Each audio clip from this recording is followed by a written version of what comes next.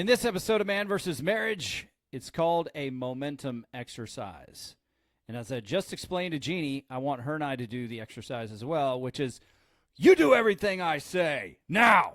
Nope, not going to happen. This is an exercise. It's going to be a great time. I don't think. This is going to dynamically change the course of your relationship no matter what point you're starting at. How do I know that? Because I believe God put this exercise in my heart, and I'm excited to share it with you. We will be right back.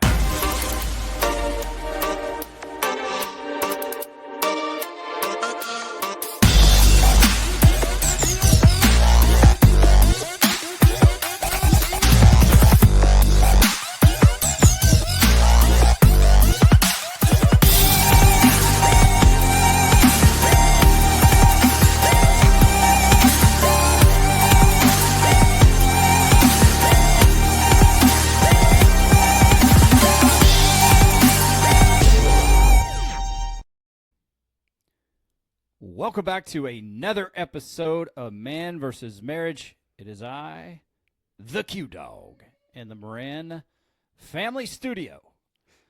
Just hoping and praying that this is not muted and that we're going to have a great episode. Because last time in the studio, we got kicked in the old proverbial balls. Well, at least the Q-Dog did. I'm joined in the studio. I don't have those. Correct. I'm joined in the studio by my wife, the love of my life, the best friend I've ever had. Dang, I can't come up with another word. Anyway, it's funny because the other day, Josh, my brother Josh, and he sent me this deal from Will Smith. I don't know if he's like coming back. He's got an album coming out. Okay, he's got this album coming out, so he did some freestyle. And it was good. It was real good. And I sent him a message back. I said, bro, that slaps. And I thought it was hilarious because it was, the thing that happened. Mm-hmm. And he got it. And we had a chuckle. Anyway, with that being said, what? I'm glad somebody chuckled for you. You're laughing at me right now. I'm laughing at you, not the joke. There's a difference. Well, the joke was funny. So with that being said, let's talk about what we're going to do today. Before we do that, I want to bring this quote back up. And I printed this out a long time ago. I've said it a couple times. What I've never said is what Jim Quick, who is the guy who does Quick Learning, KWIK, he does Quick Learning, and he made a comment on his post. Or he, how you post something on Instagram, then you put the words below. It's Michael Jordan. It says this: I've missed more than 9,000 shots in my career. I've lost almost 300 games. 26 times I've been trusted to take the game-winning shot and missed. I've failed over and over and over again in my life, and that is why I succeeded. And I love that. A lot of people talk, or a lot of people bring up the Thomas Edison that I don't know if it's true, but I know he failed many times before he made the light bulb. And because he decided not to quit, surrounded himself by the right people, got it done, light bulbs are a part of every developed country on the face of the earth. But here's something that I really like that Jim put at the bottom, and we have kind of pushed back and forth against each other on the divorce is not an option. And this is where I line up. And Jim says this: if failure is not an option, then neither is success. And I line up on that because divorce is an option if we don't live an intentional life and invest in our relationship with one another. Because if there's no consequence, then you'll just be lazy and you'll exist. You'll remain. And before I started the show, I didn't really know if I was going to bring this up or not, but it actually leads into the show quite significantly. And so, first of all, I want to thank you, the listener, for being here and for listening and for downloading the podcast week after week. It means the world to me. Listen, for the better part of a decade or more, I am a listener of podcasts. I love listening to podcasts, and I myself have reached out to people that put the podcast on, and many times I hear back from these people. Now, if I'm, reaching out to Joe Rogan or Dan Bongino or, Tim Pool, You're or not on that specialty list yet. yeah, it's that they're too big to see everybody's stuff. But we're at the point right now that we're not too big to get emails, and the times that these podcasters have emailed me back, it made me feel incredible that they would take the time to get back to me. So I want to make sure that you know that I deeply appreciate you guys for downloading the show, for listening, and for finding value in what we bring to you. And I got an email out of the blue from, I think it'd be okay to say his name? I don't know. I don't know what the restrictions are, so. Yeah, well, they're a mutual friend of mine and Jeannie's. Our families are friends. And the email, it was awesome.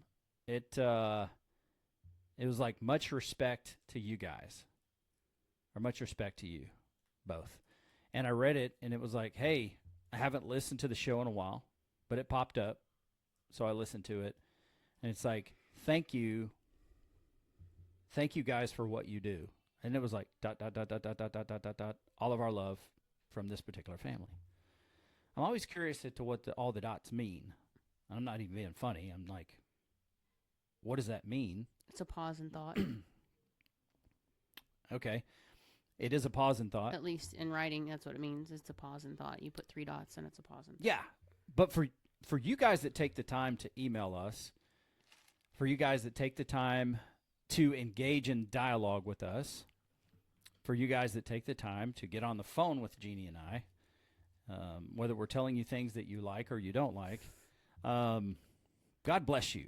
And for those of you that listen and don't email, God bless you too, because I listen to people that have no idea that I'm listening, and that these people are making a major impact in my life. Listen to Jordan Peterson, and my brain is so slow that it has to buffer for, I 20 gotta to listen 30. to him like 15 times on one thing to go, wait, did he really say what I thought he said? Yeah, it's great. And then I have to go back and like look up some of the words that he uses because I've heard them. I know them, but mom brain tends to get tired and forget things, so I have to look stuff up. Well, I just love it because it challenges me to think higher, just in his vocabulary, in his vernacular alone. I just can't do the voice for very long. I love him, don't get me wrong, but I can watch him because his mannerisms are entertaining to me. Yeah. But when you're listening to it in the truck, she's out. Sleeps within the first 60 seconds of play, I'm out. Yeah, so if you're having trouble sleeping, now we know what you need to put on. Right. Put on a podcast, because you always fall asleep. But with that being said, and look, Jeannie and I and one of our daughters, we went to a series locally here. He's coming back this summer. We got to go again. Touch your dream. Let's go see it. And my dream, but it's called We Who Wrestle with God. And I didn't even plan to get into this, but stick with me here because we do have an exercise to do. What's really cool is that he comes with no agenda except for to start at the last thought he had on stage and then critically think through it as he's talking about the topic. And it was I mean, what word would you use to describe the experience? I don't know. I was intrigued the whole time. Me too. Just watching how he processes things out. We watched one of his YouTube with Dallas. What's his name? Dallas Jenkins from The Chosen, yeah. So watching them have a conversation back and forth, even though Dallas is explaining how he came up with the idea, what was going on about the story, how all of these things came about, Jordan is processing through the chain of events and the biblical background that they're trying to portray, and using his psychology background to compare what he knows of the human behavior versus what most people might think when they read the Bible, because it's so black and white, straight to the point. So when they were having this conversation, just watching him unravel it, I was like, is there another one? I just want to watch him do it again. I want to see him think out loud. I enjoy it. Yeah, it's really good. And then he brings a third party with him that listens to the entire talk and then questions that he does, end. And then he tries to poke holes in what Jordan is talking about on stage. And I will tell you, I think whether you're a Christian or not, the experience of watching this, and look, forget what you've heard about Jordan Peterson, positive or negative. He's truly an incredible intellectual mind of today, and he doesn't espouse anything that's deadly, but he does work through. He's worked through Genesis and he's worked through Exodus, and he does this with a group of peers. But doing this in real time, it's great because it challenges you as you start to talk and think about things in your own life. It almost gives you permission to think through those things out loud, if you will, and to expand your mind or understand why you do what you do or why you think what you think, and you can kind of critically think through it. Our podcast is, thanks to me, is completely layman's terms. It's all layman's terms. And look, I think one of the gifts I have is to take something complex and to break it down into very digestible bites, like make it easy and present it in a way that's not complicated. Because I don't have this, overly complicated vernacular. I don't have that, and I'm okay with it. But man, when you sit and listen to someone who does, and it's like, wow, the English language is incredible.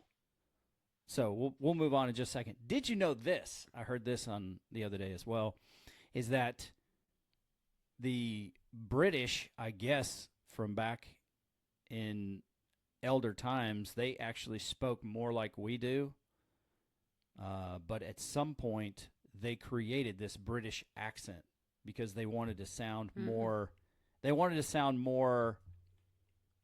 They want to sound better than us in the U.S. That's what I had heard. I haven't researched it, but I'm going to go back and look at it because I think it's pretty interesting, And they have various dialects like we do here in the States, whether you're, from the Northeast or from the West Coast or from the South, the very deep Southeast, et cetera. So anyway, let's get on to what we're talking about. As you can see it there, the reason I got on to thanking you guys is to let you know the email is still there. It's Quincy@mvsmpodcast.com. Like one of the jacks that emailed the show, he emailed and said, "I'm looking for Quincy Moran." And I said, "You got it, brother. This is the guy right here." So feel free to email us and let us know how we can help you. If there's a topic that we haven't covered, we will be more than happy to do so. In this series that we're doing, it's about what do you want? And it's something that I've struggled with tremendously over the last few years because I'm not sure what it is career-wise, podcast-wise, what it is that I want. And so it occurred to me that if you don't know what you want, then you're not going to get it. So it's simply, that's me proving to you the layman's terms. It's just right there. And so as Jeannie and I started to get together and talk about this particular series, I said, hey, I want us to go back in time, if we can, and think about the things we wanted when we decided to invest in our relationship with intention. And so, the things that I wanted were, I wanted to know what my purpose was. I wanted to be a great husband. I wanted to be a great dad. I wanted to matter. I wanted to matter to someone. I wanted to have an awesome marriage. I wanted respect. I wanted more sex, but not just, the quickie type. I wanted more meaningful sex and connection. I wanted more connection in general with my spouse, and I wanted to know who the heck I was because I was struggling to figure that out. I was lost. I was living in the past, which the past is a figment of my own imagination. because all that really exists is now. Not to say people aren't hurt from the past, but what can you actually live? And then Jeannie wanted to stop feeling lonely, which we have a great episode up there about being lonely.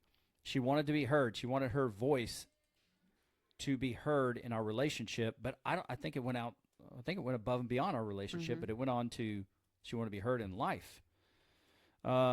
She wanted to be matter. She wanted to matter. She wanted to be a priority. And she wanted to build friendship through quality time with me. And she wanted more sex, and she wanted more than just an orgasm. She wanted more intentional quality sex between us. She wanted to stop living out of fear. She wanted to know what her purpose and her direction was, and whether that's early on or now, she wanted to be a financial contributor to our home, which I've explained to her many times that she indirectly contributes to our home financially, because if she were not here minding our family, I couldn't go and do what it is that I do. But she wants to contribute directly, and that's why she became an author and why she's now selling books. And we had to talk about entrepreneurship, before this podcast began, and we're going to do a show about it. We're going to fumble our way through that show. And so getting on to the exercise today, I want to talk to you about this momentum experience. That's why you're here. I don't know what I'm going to name the program, but I'll figure it out because I have to produce it tonight and put it out. But it's the momentum experience. And I got this in a time of prayer when I got back to, and I told Jeannie, for those of you that don't know, I'm a former pastor. You probably know because of how much I talk. And we pastors we love to talk. We're made to talk. Shut up, Jeannie. I haven't said anything. You've been talking. You said things early on. I even asked you some questions about Jordan Peterson. I wasn't talking. Oh, well, shut up then. With that being said, I told her that it's time for me to pivot my heart and start seeking God's heart, which I have done in the past, but on a more regular basis, on what is it that I need to speak in the podcast to make the maximum impact. And as you know, if you've been a long-time listener to the program, I've started to weave my faith into these episodes because truly it's the foundation of my life. It's the foundation of what has helped me transform into the man I am today. I came up with many of the principles, and then over time, as I prayed through and I got challenged and I grew and I started to mature, some of those philosophies started to evolve. And, a product of who I am today, I have God to thank. He provides the guidance and I provide the action. And that's my responsibility in it. And so as I was praying about, these next episodes in the What Do You Want series, I went back to a time where, actually when he dropped this in my heart, it's called the Momentum series because it's going to help you tremendously in gaining momentum in your marriage. And so I've got some notes here I'm going to walk through. We talked about this briefly. Is it, you don't remember it, honey? No, I was trying to read it upside down. Oh, don't try that. I'm not sleeping. I'm trying to read your stuff upside down. I got it here. So here's the deal. Okay, when I listened to that podcast from Jay Ferrugia, and he talked about having that funeral experience and how it changed his life, and then I went and did the funeral experience, and it changed my life. And the funeral experience, very simply, is think in the future about your death. Think about your celebration of life or your funeral or whatever you call it. And think about the people that are the most important to you, your wife, your children, and whomever else that might be. As they go up to the microphone and start speaking about the impact you made in their life, what would you want them to say about you and the impact you made because of who you are? And then you come back to this point, in the present, and you go, okay, is the life I'm living, are the actions I'm taking, are my intentions with my relationships, do they have me on a path to meet those words when I pass on. None of us are guaranteed tomorrow, and I had to, like Jay had to, look at it and go, no, who I am right now and the direction I'm pointed, I will miss the mark for making that impact by miles and miles and miles. So it's not the words that need to change. It's Quincy Moran that needs to change. It's you that needs to change out there. But like I was talking to Jeannie about, if you don't have a framework or you don't have a roadmap or you don't have ultimately a destination that you're pointing towards, then you're just going, it's like putting no address in a GPS and getting on the road. All it's going to do is show you where you're going. It's not going to give you any sort of direction. So here is what this particular experience looks like. And just let me review. No, that's page 1. I did myself a favor and put page 1. All right. So do you know the principle? And, honey, maybe you would take a moment to describe going to the clouds, because that'll be kind of foundational to this particular exercise. Well, going to the clouds for us is thinking about something, dreaming about something. Maybe for us, we'll use the example of when we wanted to buy a new house. What do we want the new house to look like? How many rooms do we want? How big does it need to be? What kind of backyard do we want? Everything we could possibly think of to put into that new home, that's the cloud. Now, the reality that brings us back down is, okay, if we were to find the house that's in the cloud, what would it cost us? And then we find out what it would run us, where we want to put it, all those things. Okay. Is that cost affordable to us? If it's not, what are we willing to change? Mm-hmm. What are we willing to maybe not have in this house, but maybe we'll have it in the next house? And we negotiate to what we absolutely need, want, versus what can we set aside. Same thing with businesses. When we start talking about wanting to do businesses and doing various things, what does it look like? We go to the clouds. Well, if we hit the mark and we do what we say we want to do, and it looks like what it looks like on paper, we could be making X amount of money. We could be helping this many people. We could be doing these products, blah, blah, blah. And we just kind of expand it out. And then from there, we work it backwards to see if it's feasible. Yeah, if time and money weren't an issue, mm-hmm.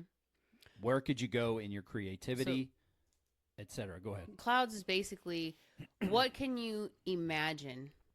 Whatever it is that you're trying to do, whatever it is that you're looking for, do it with your marriage. What if you didn't have the hiccups you have going on right now? If you had the absolute perfect marriage, which we have an episode on that too, what would it look like? And then walk back what's missing. Yeah, and so now that you know what the clouds is all about, here's the exercise. And if you are driving or you're at the gym and you don't have anything to write down, think about the podcast roughly about 24 minutes, between 24 and 25 minutes in. Just put that in as a reminder to go back so that you can get pen to paper, or you can get this written down. Step number 1 is going to the clouds, and that's what this looks like. I want you to fast forward a decade in time, no matter where your marriage is now. Just fast forward 10 years.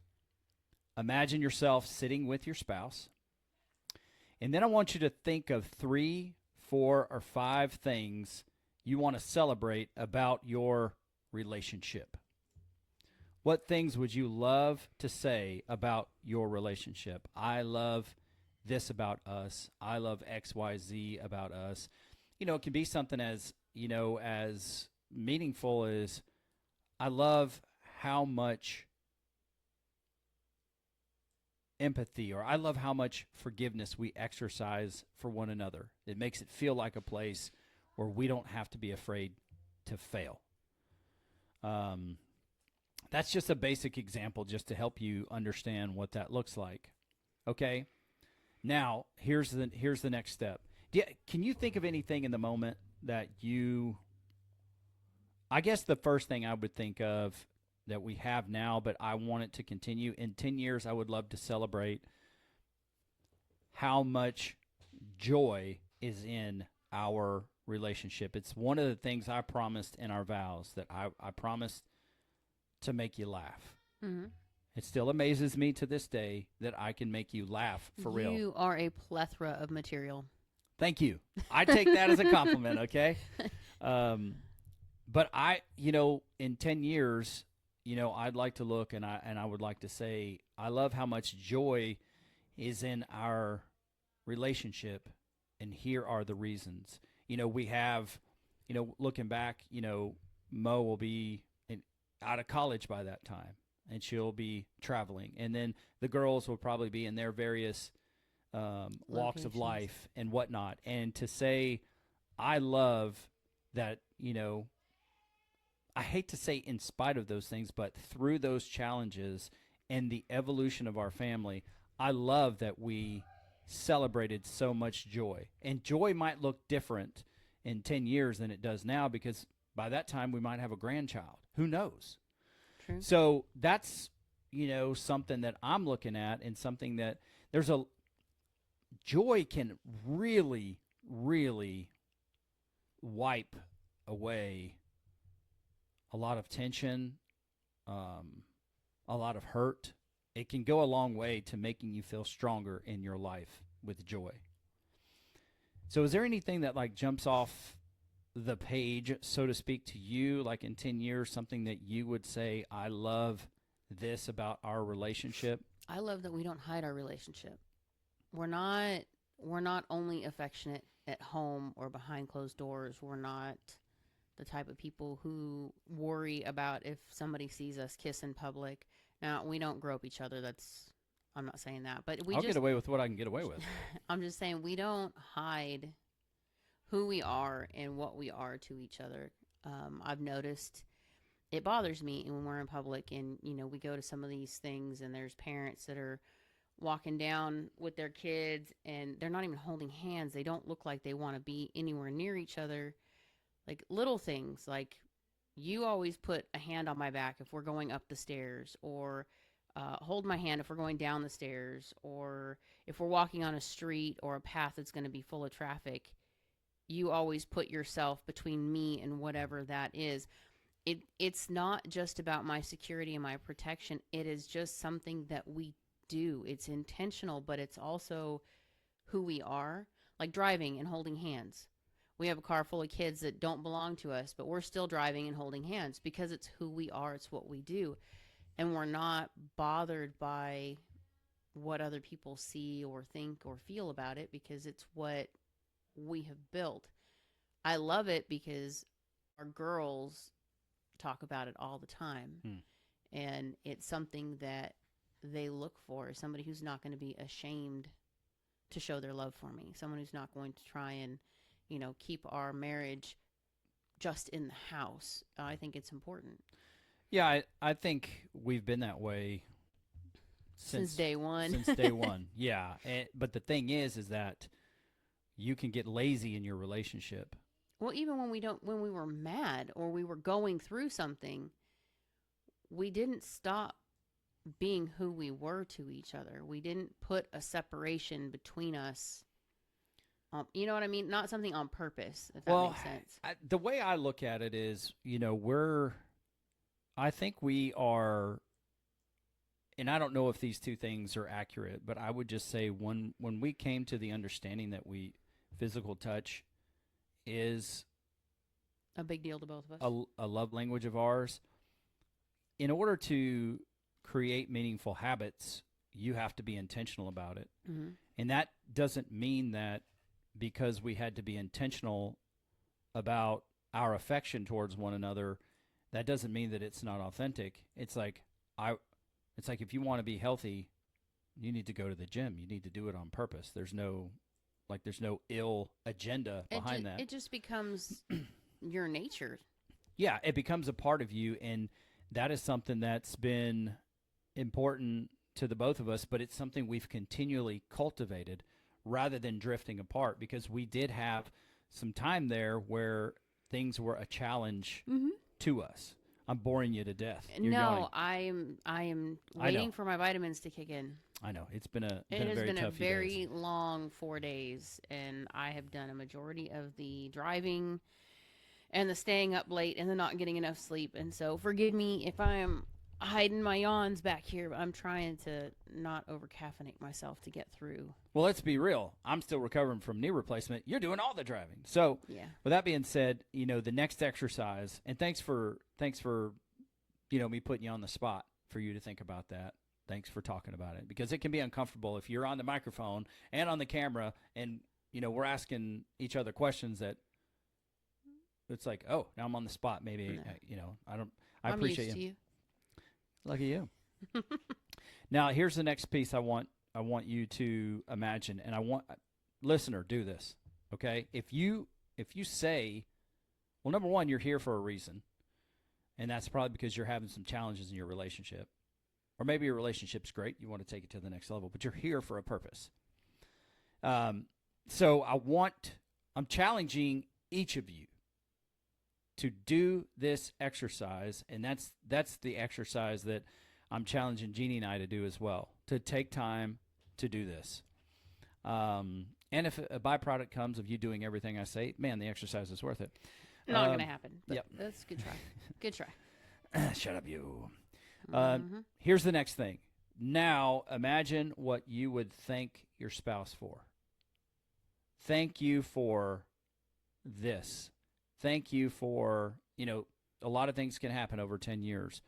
But giving your spouse some appreciation for being X, Y, or Z to you through this last decade, man, I'll tell you, that will be a big deal, because if you're a follower of this podcast, you definitely want to make an impact on people's lives. And people in your life are what's most important. And so after you walk through whatever that would be, the next thing I want you to do is I want you to imagine what you would like to hear from your spouse. Thank you for being this to me. I know what you want to hear. What? I'll do whatever you say, but I'm not going to do it.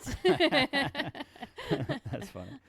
And I want you to write those things down. Now, look, you're not really gonna have any control over what your spouse says, regardless of what your actions are and what your intentions are. You're not gonna have complete control over what's coming back to you.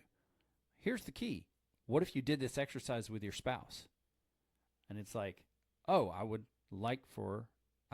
want to thank you for this. So if you guys are doing this together, like Jeannie and I are going to do it together, now we'll have a concept of what's going to be the most meaningful now. Now, in 2 years, that can change, because we continually grow as people. We continue to transform. So what that looks like in 2, 3, or 4 years, it may be different. How do I know that? Because I had different needs when I had major surgeries. Mm-hmm. And so we had different needs after every baby was born. True. And so the things that are going on in your life today may look different in 1 year, 2 years, etc. I believe you get the point I'm trying to make. So if you can do this, if your spouse is willing to do this with you, hopefully he or she will listen to this episode. And then once you have these things written down, you're doing your exercises by yourself, I want you to come back to the present day. I want you to think about the things that you want in your relationship. I want you to think about the things that you would want for your spouse, that you'd want to thank your spouse for. I would like for you also to think about the things that you would like your spouse to thank you for, and ask yourself the same question. Is who I am today, are the actions and intentions I'm putting in today, am I pointed in a direction that if I continue where I'm at, I'm going to meet the words that I've written down? If you're wondering why Jeannie's laughing, Hunter is having a great time in the room next to us. He's loving that cartoon Milan. He's having a great time. But I was also thinking of something that was inappropriate when you said, what would I want you to thank me for in 10 years? And my brain went to a conversation we had yesterday, and it just, you're welcome. We'll talk about it later. It's not appropriate for this context. If it's not appropriate for this context, I'm pretty excited to have the conversation. All right, let's keep going. You'll thank me for it later. And that's in you doing this, you getting some awareness in your life is part of walking the exercise out. So, here's the list, and this is what I'm just going to read through these notes I have because it might help clear up, any additional questions you may have. And if you have questions, email me. You know the email address, Quincy@mvsmpodcast.com. And that's MVSM, like man versus marriage, MVSMpodcast.com. So start from the last and work your way forward. So number one is, what would you like to have your spouse thank you for being?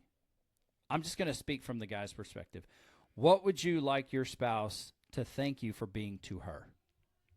That's the place you start. Very similar to the funeral experience, which is, what words would you want your family to say based on the impact you made over the course of life? Ask yourself, am I living my life in such a way that I will arrive at those words on my current path? Is the destination on the GPS, does it line up to meet those words? And look, you know what? If you start to make excuses on why you are where you are and why it would if your spouse would just do X, Y, or Z, you're not there. Let's just be clear about that. If the first idea, and yeah, this is insensitive and I don't care. If the first idea is for you to make excuses about why this won't happen, slap yourself, because you are a part of the problem. Just as cold-hearted as I can be. That is the issue. Okay, let's get back to the regularly scheduled program. Okay, that's where you start. If you can be real enough with yourself to say, no. Just take the practical example. If I want to lose 25 pounds, is eating cake and cookies every day going to help me get there? Chances are the answer is 100% no. So shall you continue on because it's what's convenient and it's what's most comfortable and because it's the easiest thing to do? Or shall you decide what other actions you take, even though there may be pain involved, that's going to help you get there? I think the answer is obvious. But if there is a Quincy out there listening, do the latter half of that, Quincy, because that's what's going to help you get there, okay? I'm not even going to pick on you, the listener. I'm going to talk to this guy, like Bongino would say. Who has two thumbs? I can't remember what he said, but it's this guy, okay? Number two, what are the 2 or 3 or 4 things you would thank your spouse for being? So write those down. So ask yourself, how do I communicate my needs to my spouse? Because ultimately, that is the underlying recipe for this, is how do I explain to my spouse what my needs are? Because your spouse is not a mind reader. Yeah, it's crazy. But you're like, wait, I've been with my wife for 20 years. You should know me. You should already know what I want without me having to say it. Let me go back to my former self about 45 seconds to a minute ago. That's a bunch of crap. It's not going to work. And that's why you are where you are now. Because Jedi mind tricks are for the freaking movies. There's no mind reading going on here. And if there was, like Jeannie said yesterday, you wouldn't want to be in my mind. No. I wasn't even talking about that, but she's like, you wouldn't want to be in there. And I'm like, that's okay, because you probably wouldn't want to be in my mind either. So how about we get to adulthood and maturity and courtesy and vulnerability, and we start to explain what our needs are to our spouse. How about we do that instead of hoping our spouse will fail so we can punish her for not meeting your needs? Because that is dumb, and it's not going to help you. I'm being kind of a turd, but that's all right. Who is you? Yeah. I don't know if I call it a turd, but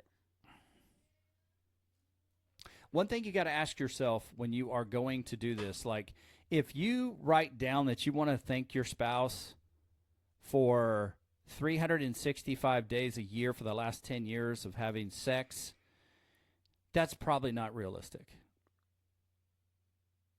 I use that as I can guarantee you there would be at least, what's 7 times 12? 84? Mm-hmm. Yeah, 84 days you would not be thanking me for that. I'm just letting you know. I mean, there's other ways to get that thing accomplished. Contrary to what Bill Clinton says, there's other ways to get that accomplished. But irregardless, I'm saying let's not have unreasonable expectations. Did you catch up with that?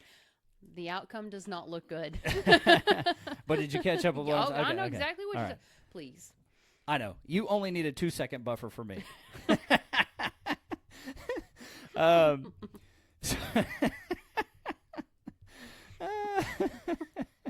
That's funny stuff right there. I don't care who you are. That's funny right there. Anyway, the expectations or the desires must be realistic.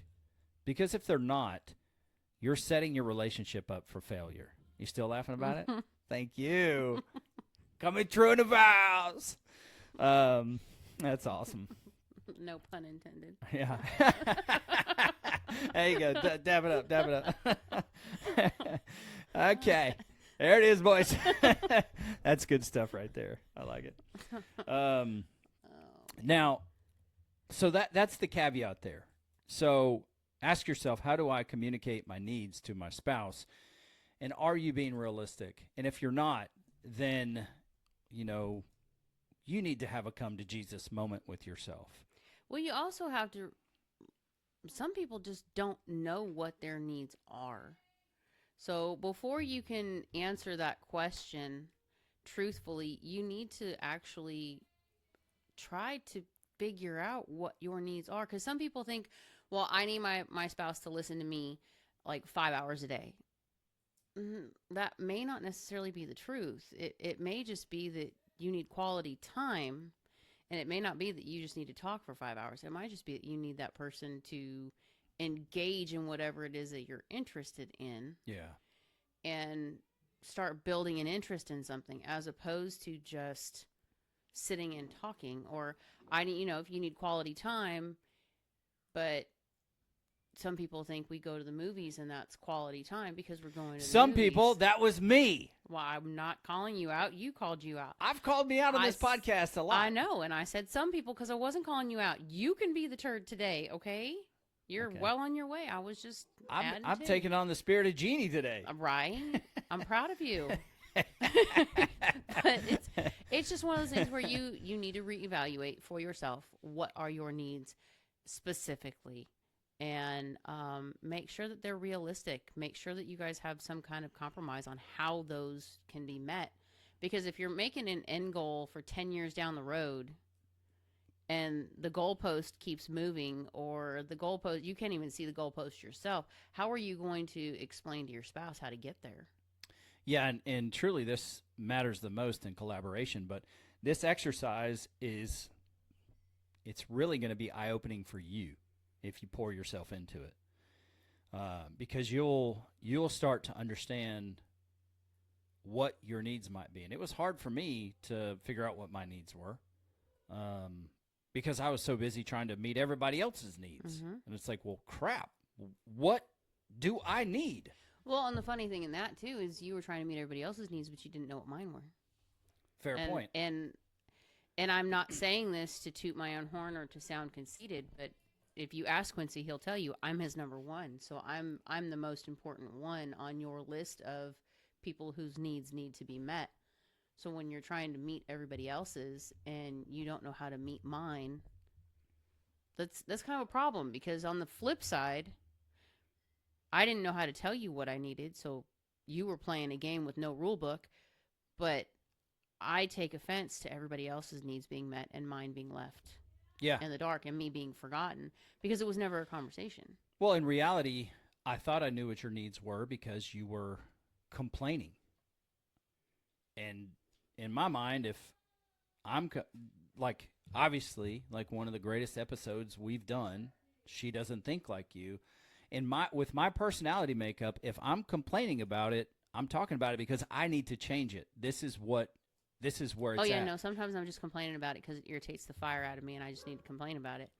And then I'll either fix it or I'll move on and just sweep it, and it doesn't matter anymore. Well, but too, it's also a lot like health in the medical field, which is the symptom is not always directly connected to the root cause. Mm. And so you could be projecting your fear out of something and complaining. You don't know what you're afraid of. You just know that there's a lot of anxious Anxiety. feelings inside of you. And so it's like, look at this Word freaking vomit. mouse right here. It's got red on it. Well, you love red. I know, but I don't like it. Like, Yeah. you're making something an issue that's not typically an issue. Like when you get frustrated, the simplest things can become really irritating. Mm-hmm. And so if you have fear or there's anxiousness going on inside of you or failure, whatever it is, you can start to project that on the people around you, not just Jeannie, but all of us. And then what starts coming out of your mouth, that's where guys get into the mode of, let me fix what's coming out of your mouth. Not necessarily to shut you up, but to fix the problem. Now, there may be a fair amount of just, let me do something to shut you up, and that's not healthy. But with that being said, and it's a great example you give, I thought I knew what your needs were because I knew what you were complaining about. But for you, those were not things that were going to meet your need. And so until we understood what each other's needs were, we went from playing darts with a blindfold and in the dark, like a game of pin the tail on the donkey, spin you around. You have no idea where you're going. Every once in a while you might hit it, but otherwise the darts are going everywhere. Mm-hmm. But when you start to communicate what your needs are, then, like I was talking to Jeannie about earlier, now you get to choose to win or choose to lose. There's a lot of power in that choice. Mm-hmm. And if you choose to lose, then you need to reflect and say, why am I punishing my spouse? Boy, that's a whole nother episode. But I want to make you aware of that, listener, because Jeannie and I are acutely aware of that. Because there are times where we have some agreements, and it's like, am I still going to do this because we're upset with each other? Or am I not? And if I'm not going to do it, then I'm having a conversation with myself saying, you committed not to punish your spouse. And there are times when I fail. And there are times when I choose to do it anyway because it is my commitment and I love my wife. So now, number 3 is what 3, 4, 5 things are you celebrating about your relationship? Write those down. So ask yourself, and then if your spouse joins in, ask your spouse together. You have to be willing to be honest. Are we doing the things right now? If we continue what we're doing, will we arrive at the words that we have put out there? This is our desire. Are these actions going to help me get there? Even if your spouse won't do this, I'm going to say I want you to work through this exercise. And if you need some feedback, you have myself and Jeannie here, and we can help you get through it because ultimately you will start to transform. And there's a lot of power in that transformation.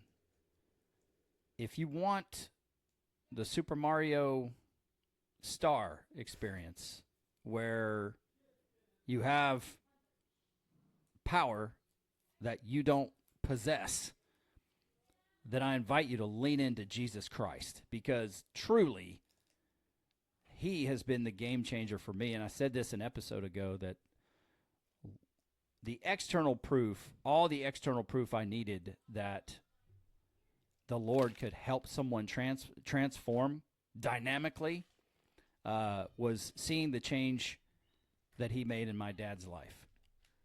So I know what's possible. Now I can give you personal testimony about what's possible. I don't have to look over at my dad and say, well, heck. I mean, if my wife wouldn't recognize my dad if he was the older version of who he is, she's never known him any different than who he is today. But he was probably one of the meanest people that I have ever met. And that's crazy. I mean, is that crazy to you to hear now? Yes and no. I mean, I didn't know him then, but because we have some similarities in our dads and what they did at a younger stage in life, it's a little easier for me. That's a fair point. Yeah, I dig that. Kind of picture it, but at the same time, much like with my own dad, because I wasn't there when those things happened, I don't hold it against him. I mean, I have no record to hold against these people and what they've done. I just know what I know. Well, I was there, and I don't hold it against my dad. And, you know, I was in probably my early 30s before I had to let some of those things go. And the freedom was all for me. Yeah. And I talked to my dad about some of those things. And that man downright said that he would do some things differently.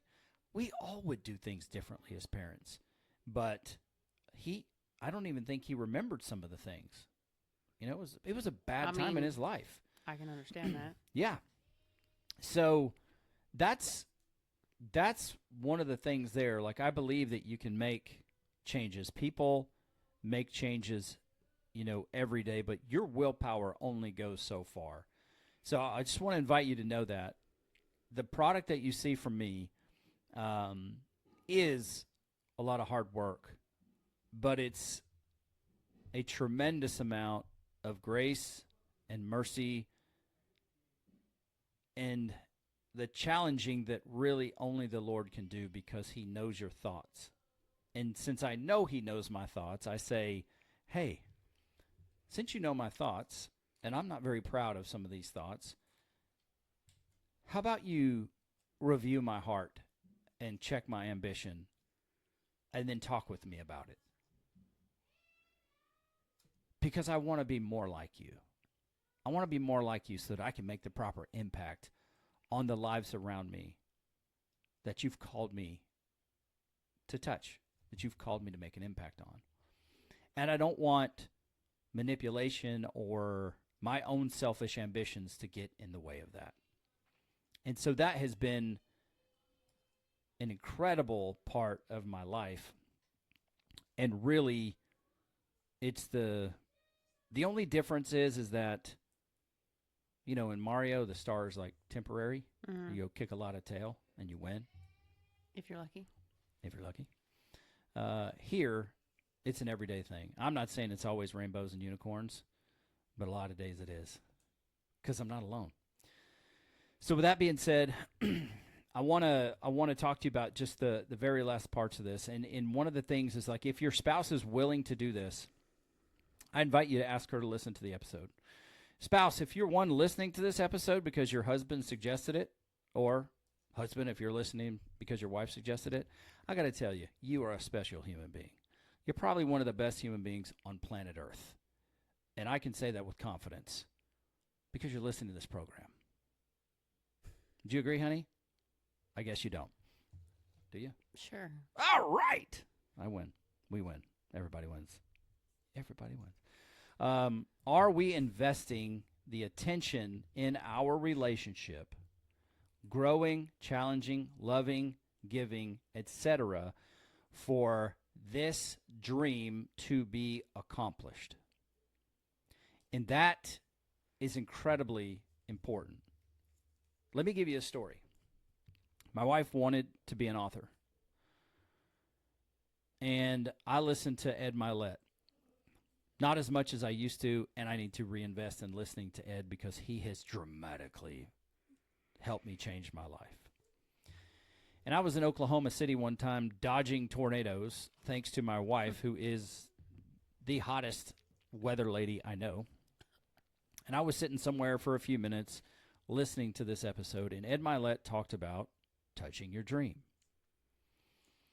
And so his goal was to be the one person in his family to change his family's location. Mm-hmm. He wanted to be the one to make things different for his entire family's trajectory, and he has done that. And so early on when he was in sales, what he did, and he got this advice from someone else, and it really changed his life, and he passed it on because it was successful for him. He passed it on to all of us who listen. And it's the touching your dream is this. Okay, in sales, if I hit this particular bonus, I'm gonna take part of that bonus money. My wife and I are gonna go stay a night at the Ritz-Carlton. Mm-hmm. Why is it the Ritz-Carlton? Because that was his goal, was to be one of those people. Yeah, he loves to golf. To be an wildly successful entrepreneur. He shot big, man. His dream, his touch your dream was way bigger than ours. Well, I don't really think I don't know that that's accurate, because our dreams are pretty darn big based on our journey. Yeah, I guess so. They're pretty massive. So he talks it through the story, and if I'm going to do my best to commit to you, I'm going to commit to you to go find that episode and put it in the show notes. So whether it's the podcast, the audio, or the video, I'm going to put it in there because I want you to hear this from Ed. But he set it up. He hit a bonus, and he and his wife went and stayed at the Ritz-Carlton. And he had a crappy Honda at the time. So he drove up, and Jeannie and I have been to the Ritz-Carlton. Mm-hmm. We sat, in the breezeway where you park your cars to go into the hotel, and Mariah Carey was there that day, and there were 6 Rolls-Royce there. So imagine driving up in your 1990 Honda, and, you're there because you have the aspirations to be an influential businessman, and there are, there's all these Rolls Royce, but that's not all that was there. Anyway, he goes in, they come to grab his bags, and he's like, why are you trying to take my bags? And they're like, this is how it is, Mr. Milet. Come on in. So he didn't know where to go. He didn't know where to park. They got there that night. They didn't know where the pool was. He didn't know where the towels were. There were so many things that he was unfamiliar with because he had never been there. Mm-hmm. So he went to the golf course, loves to play golf. He played golf with his late father. His son Max plays golf. So it's in them. And his wife, I think, went to the spa. They went to the pool. And so that time, he was embarrassed of the car, but he went and he did it. And when he was there outside of his natural elements, it was like a superpower because he discovered things. He had thoughts. He had strategies that birthed out of that because he was around the elements of what he wanted to become. So the next time he did it, he rented a car, I believe it was. It was a nicer car, but when he got there, he was more familiar with what to expect because he had been there before. So when he got out, he knew the guys were going to come and get the bags. So they did, and then they took them into the hotel to greet him in their room. They got there. They knew where to go to check in. They knew for the pool. Well, they know where the towels. They know where the ice. They know where all these things are now because they have become familiar. Just one experience. And so I was listening to that, and some things started to register for me. Jeannie had spent 6 years writing a book over and over and over again. And she had faced some adversity and some challenges, and it all came from the inside. It was, there's some exterior challenges, but, that's autism for us. So she wanted to go and touch her dream. So I went with her to one of these author events. She went as, as a reader. And there was some people that she had helped and some people that she had, met online, buying their books and stuff. And so she went there and she met these people. Now, there may not have been anything like crazy fireworks that day that went off, but what did it do? It set a plan in motion that we were not aware of. I don't know if we thought chasing our dream was to, go and see these people and take pictures, get your signed book or whatever it was. But that particular event, that action and that event led forward to a few years later where Jeannie met another writer, and her and this gal became bosom buddies, like best of the best. We trouble when you put us together. But there was something that our family had that she needed, and there was something that she had and her family had that Jeannie and us needed. And the commitment, she said straight away, is, I'm going to help you get that book done. Mm-hmm. You are going to get that book done. And fast forward, these things of sowing into people, touching your dream, led all the way to this unlikely moment where we're not even walking by this girl's table, but she was doing what she does, and she came out and say, "What are we doing?" Anyway. What's your poison? What do you read? What do you like? What do you got? Yep. That led to a very, very strong relationship. And from that moment, Jeannie released 3 books last year. Not one. She released 3 books. And she's been a source of strength and encouragement and a source of challenging for this young lady. And she has been the same for Jeannie. Mm-hmm. And had we not gone and touched that dream, that plan never would have been put into motion. And so I was listening to that, and I was like, this is real. And I kind of had the epiphany on a podcast, I think, last year, thinking about it. But that is truly what is important. And now we're both struggling to say, okay, what is the dream? I need to figure out what touching the dream for this podcast looks like, because there are people that are helping me. Right now it's a passion project. I look at it as a ministry, and I always have. It's a giving back, paying it forward for what Coach Rita did for Jeannie and I. But I look at it and I go, I've got to solidify what touching the dream looks like, because there's a plan that needs to get put in motion so that we start to get connected with the right people, and we can be, for whatever season that is, we can help whomever, and whomever can help us get aligned to grow this podcast. Because the podcast, I really believe the podcast is important, and it's not about me. It's about you, the listener. It's about how many of you guys can we reach so that you know that there is still hope for you as a man, you as a husband, and you as a father. And rightly divide that if you're a wife who's listening.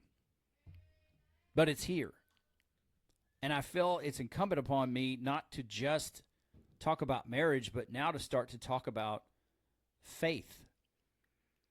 And it's incumbent upon me to start to weave in episode about creating this in your home, which is being family famous. And I've got some questions of myself on how am I going to do that, because I tend to think it has to be perfect. But it doesn't. But truly, as this gets put in motion, we have to articulate, we have to look at what our dream is.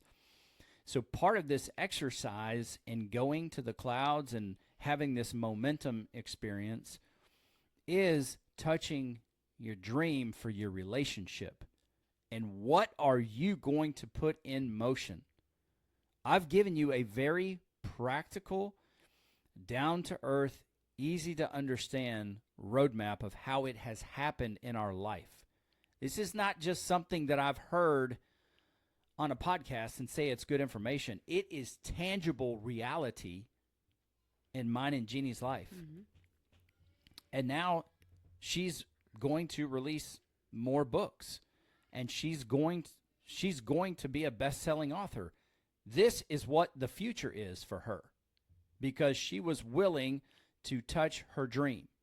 We were willing to invest in that dream, and we were willing to support each other. And look, it is very difficult for these books to get put out. Lesser people would be discouraged and give up, but not my wife. So it doesn't always have to be easy. As a matter of fact, when it's not easy, it's more meaningful because you know what you're fighting for. And so that's you in your relationship, if you're willing to. I'm not interested. God's not interested in what you cannot do. All he cares about is what you're willing to do.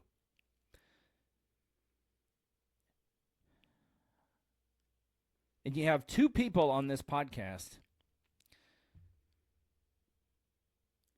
that were willing to go all in order to make this relationship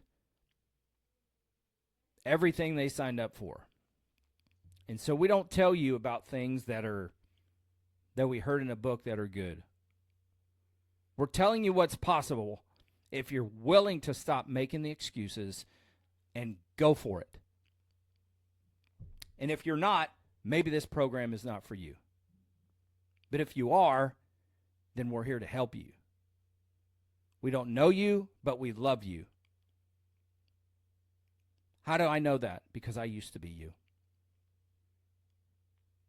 And you can make a tremendous difference. You can be the one to change something in your family's life. To parrot Ed Milet, you can be the one. So far, I am the one. Because we are married. We are in love. My parents didn't stay together. So I am the one. And God has blessed me in such a way, in spite of any of the adversity. I look at the adversity in my life, and I'm thankful for it because it helps me. It helps me in helping you guys. It helps me in helping to encourage my wife. It helps me in helping to encourage my children. There's no empty calories here. There's none. So I want to encourage you in that way. If your spouse doesn't want to do it, do it. Do the exercise. And let's talk about it. How can we support you? What are you willing to do? If you focus on the things that you can affect, that's where the change begins to happen. But if you continue to focus on all of your excuses, then you have what you want. And what do you want? You want to blame somebody else for where you are in life. You've already got it. You have it. You have what you need. It's all there.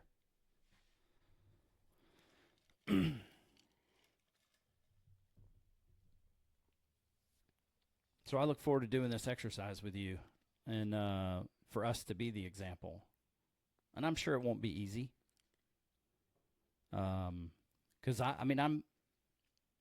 there's plenty of things in life that have me distracted right now that are screaming for my attention. But that's okay. If we get intentional, and you know it's time. Our relationship is evolving because our household is evolving. It's time for us. This is a very timely message and exercise to do. And so once again, we'll do it. And then it'll be a part of our journey podcast because, that's what we do. I welcome your feedback. An hour later. I'm talking to the listener, but I welcome your feedback. Yeah, give me feedback. What do you think about this episode before we get out of here? I'm curious to know why you're so emotional. Something hit you and it hit you good. Yeah, it's just, I really just my heart for people.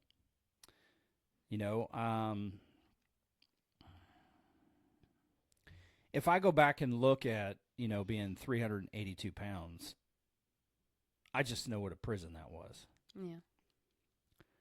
And I think it's much like being in a hopeless relationship or in frustration. I think it dominates you. And it's hard. Because you're damned if you do and you're damned if you don't, and you just don't know which way to go. And God has put a burden on my heart for humanity. I'm not going to affect all 8 billion people, but the people that, That's a lot of apples. the people that are within my voice, and are open to it.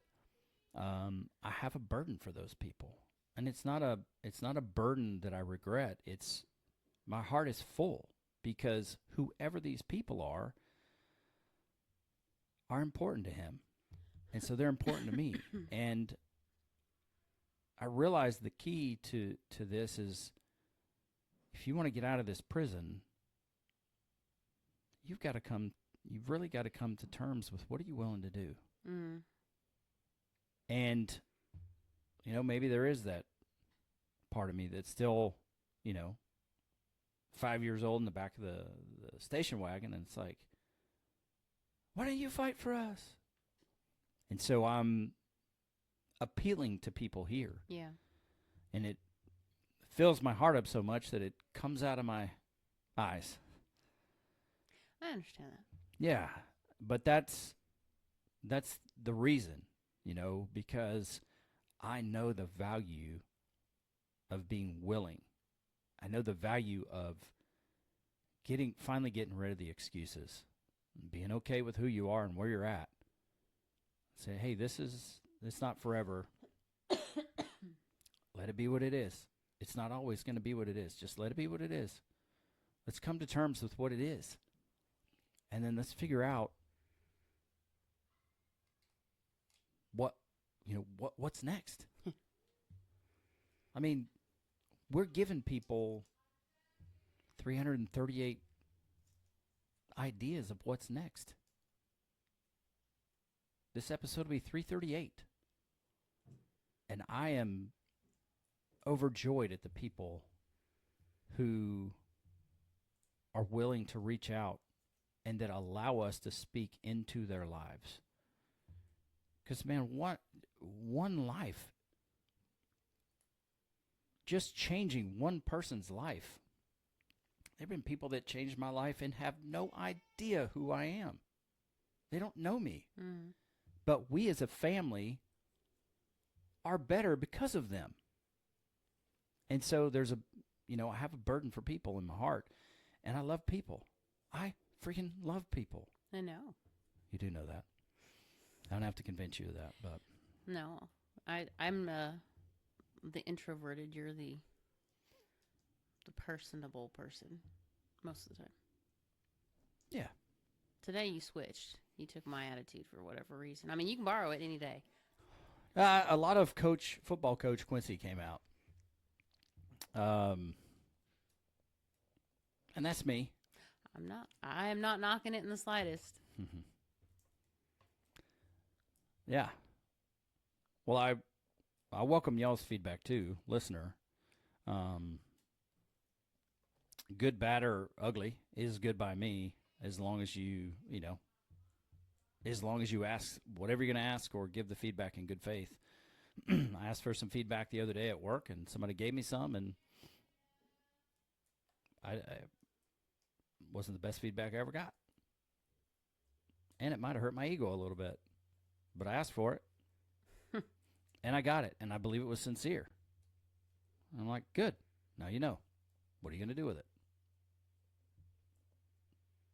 And that's chew on it for a couple days and see what it is. Yeah, and see if it resonates or if it doesn't. Yeah, does it line up? Is it accurate? If it's accurate, okay, good. Adjustments need to be made, and if it's not, yeah, you eat the meat, spit out the bones. There you go. That's it. All right. Well, this has been a great episode. from the standpoint of I've really enjoyed doing this episode and having some laughs with you. A lot of fun. So, you see it on the screen here. It's grayed out.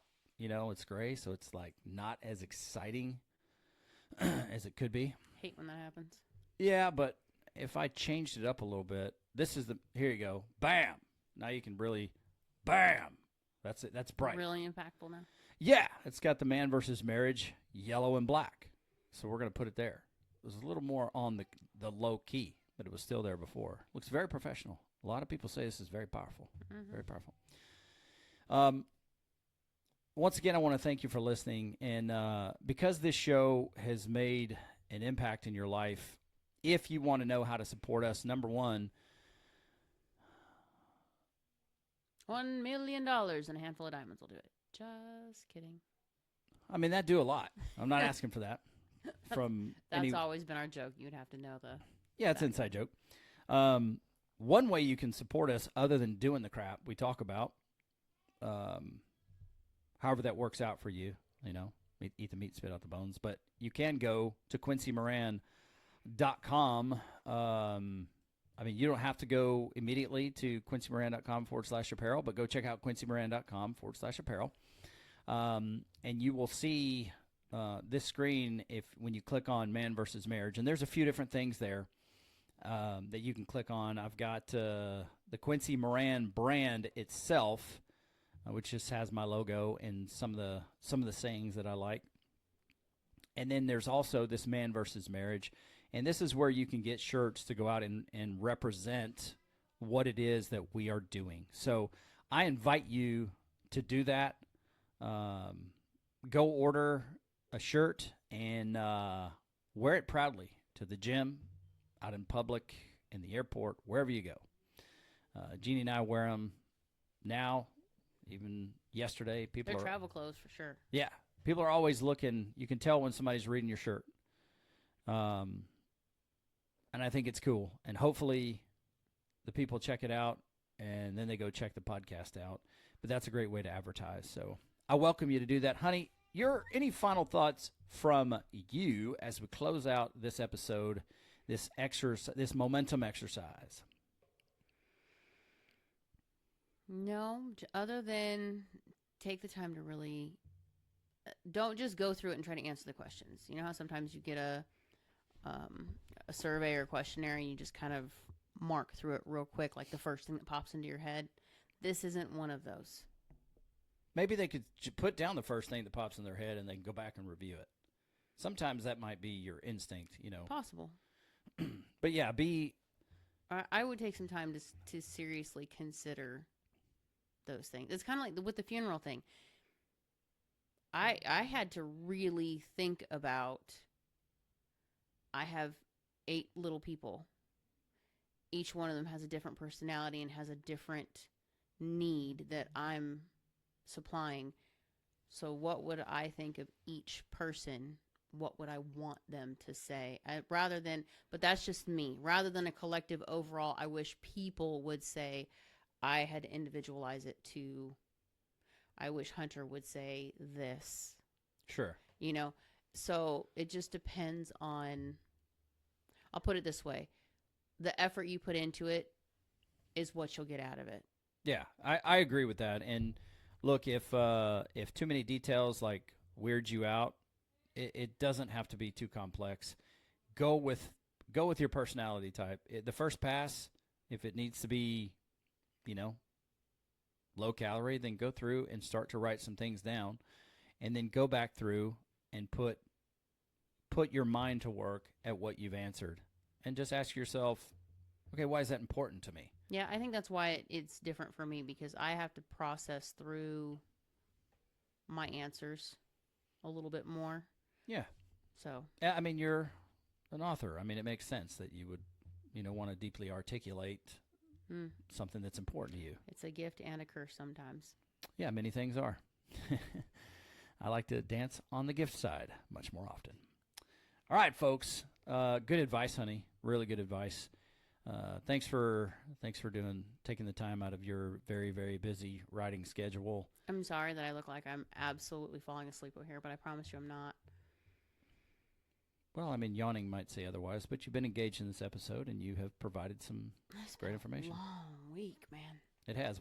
It's been a lot of long weeks for us, but you know what? In spite of that, we're getting through it, and you're getting through it. Keeping our commitment. That's right. That is right. And I love keeping commitments, and I love doing this program for you, the listener. So thank you very much for listening. You know the email address is quincy@mvsmpodcast.com. Go check out quincymoran.com and let us know what we can do to help you. Until the next time, my wife Jeannie, I'm Quincy Moran, and this is Man vs. Marriage, the podcast.